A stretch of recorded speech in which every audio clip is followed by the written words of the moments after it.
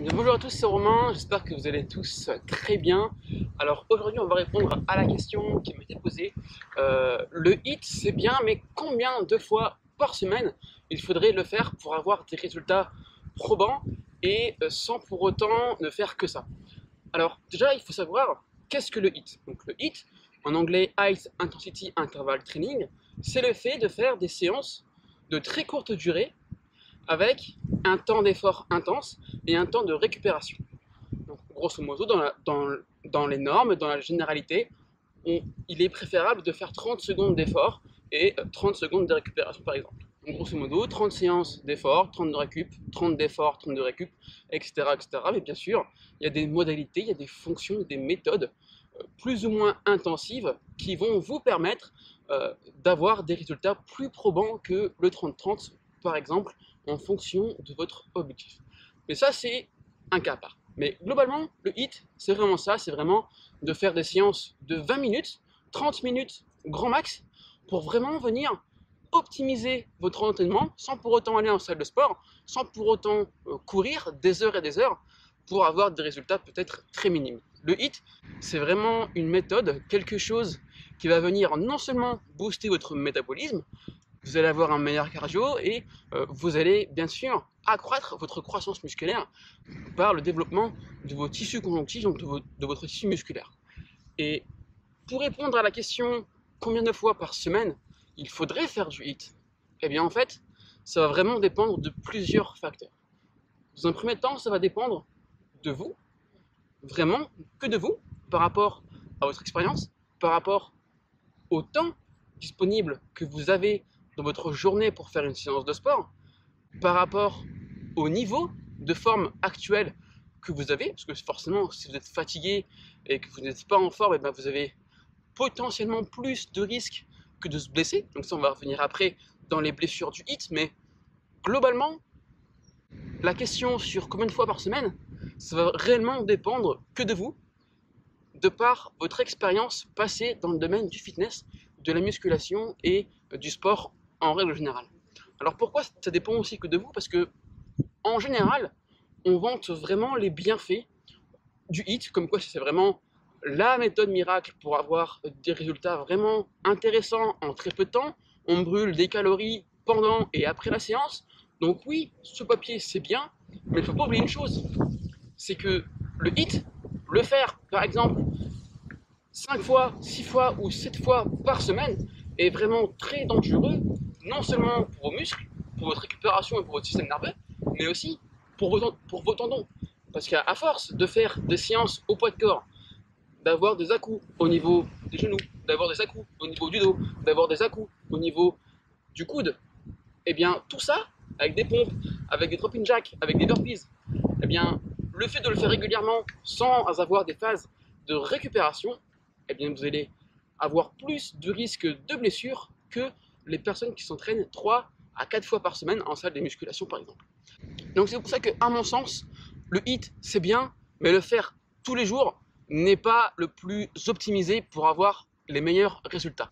Parce que retenez bien une chose, c'est que si vous faites du HIIT 7 jours sur 7, donc tous les jours par semaine, et bien malheureusement c'est que vous faites du HIIT de la pire manière possible. Pourquoi? Parce que à partir du moment où on fait les séances correctement en termes de HIIT, je peux vous assurer que 3 à 4 séances par semaine est largement suffisant pour avoir de réels résultats.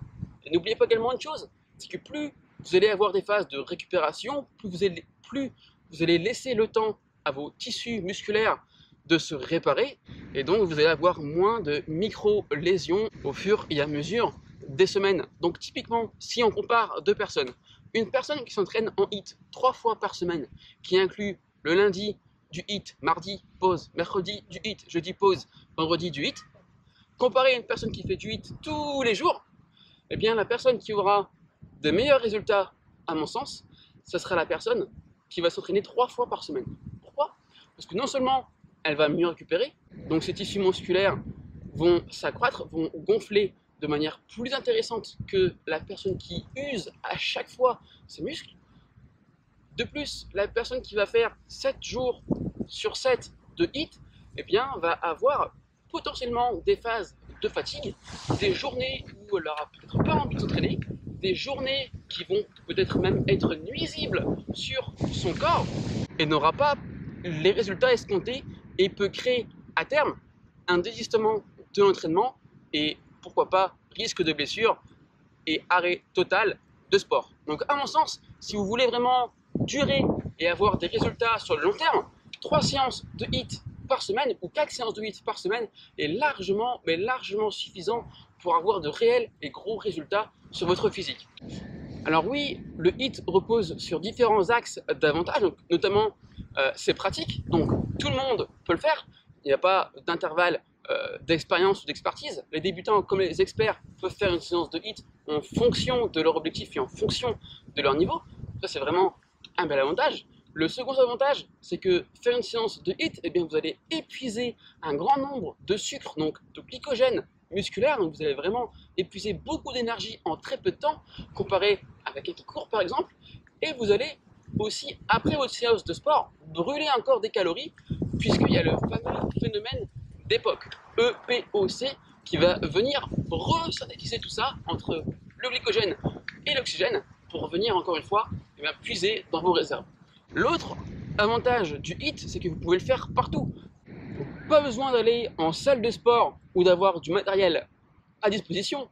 Le HIIT, vous pouvez le faire vraiment partout au poids de corps. Donc ça c'est vraiment super intéressant et tout le monde peut le faire. Donc tout le monde peut avoir des résultats vraiment intéressants et probants sur le physique sans pour autant dépenser des sous en salle de sport par exemple. Et le gros avantage c'est que bah, voilà, vous pouvez vraiment le faire partout autour de vous. Dans votre jardin, dans un parc, dans la rue, peu importe, vous pouvez vraiment le faire partout à disposition tant que cela est possible bien évidemment. Donc je pense que vous l'aurez compris et que j'ai répondu à la question combien de fois par semaine, bah, vous l'aurez compris à mon sens 3 à 4 fois semaine pour avoir les meilleurs résultats possibles et de durer sur le long terme sans pour autant risquer de vous blesser, sans pour autant risquer d'avoir une fatigue de votre système nerveux. Et bien 3 à 4 séances de HIIT par semaine est largement, mais largement efficace pour avoir de réels résultats. Alors bien évidemment, le HIIT c'est intéressant pour brûler des calories, mais il va de soi qu'il faut également bien manger. Alors pour celles et ceux qui sont intéressés sur l'alimentation, eh bien j'ai créé un lien, j'ai créé une formation complètement gratuite qui va vous apprendre à perdre du poids et à avoir les bases de la nutrition. Donc celles et ceux qui veulent en savoir plus, eh bien ça se passe dans la description. Et j'espère que j'ai répondu à votre question sur combien de fois par semaine on peut faire du HIIT. En tout cas, moi c'était un réel plaisir de discuter avec vous. Je vous dis à très bientôt, à la prochaine et n'oubliez pas que l'acteur de votre santé, c'est vous. Ciao ciao.